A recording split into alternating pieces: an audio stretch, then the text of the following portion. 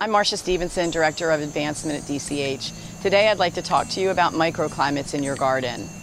Microclimates in your garden are essentially areas where the atmospheric condition in one area of your garden is different from surrounding or nearby areas. The atmospheric conditions could be things like the amount of sun, the temperatures, whether or not the soil is dry or moist. Those are some examples of some of the microclimates that you might encounter in your garden.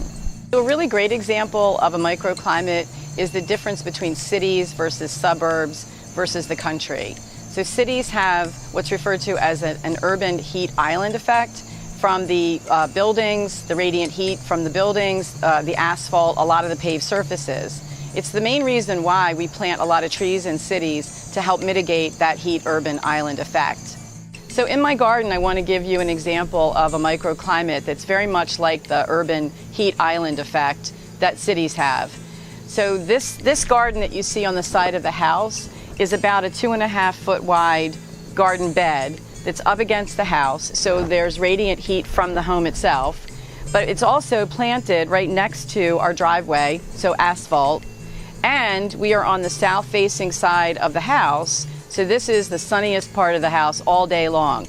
So the plants that I've cited here are specifically here because of this heat island effect that you're seeing, radiant heat.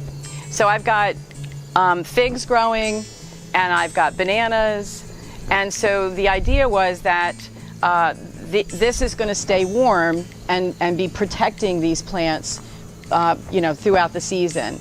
I don't protect this plant in the winter. I don't wrap it. So essentially, if we have a really bad winter, I may have a little bit of dieback, which I cut back, but the plant itself remains alive and continues to grow. And I think what I can show here is that this past winter was really mild, and this is some of the largest growth we've had in a single season in quite a long time.